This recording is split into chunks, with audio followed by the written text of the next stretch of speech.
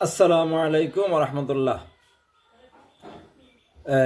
আমরা মধু আল্লাহ তাআলার এক অশেষ নিয়ামত।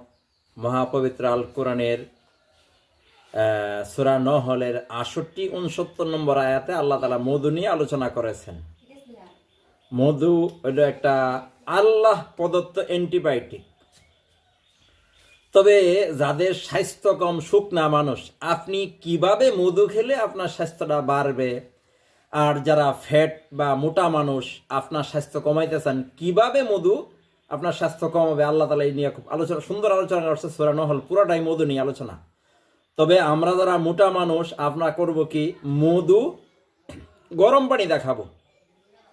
গ্লাসের মধ্যে আপনি গরম পানি নেবেন, তার মধ্যে আপনার পরিমাণ মতো মধু ঢালবেন। ঢাইলে আপনি এটা সকালে খালি পেটে এই মধুটা খেয়ে নেবেন। যারা মোটা মানুষ তাদের জন্য স্বাস্থ্য কমাবে। যারা চিকনা মানুষ, হ্যাংলা পাতলা এবং স্বাস্থ্য কম আর কি, একটু মোটা হতে চান, তারা কি করবেন, এই মধু ঠান্ডা পানি দিয়ে খাবেন।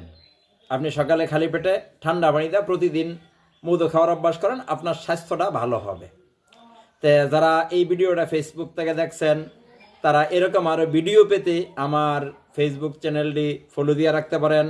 যারা ইউটিউব থেকে দেখছেন, তারা সাবস্ক্রাইব করে আমার পাশে থাকতে পারেন এবং এই ভিডিওটা শেয়ার করে মোটা এবং চিকনা মানুষের কল্যাণে একটু অবদান রেখে সদকায়ে জারিয়ার অংশ নিতে পারেন। আসসালামু আলাইকুম ওয়া রাহমাতুল্লাহ।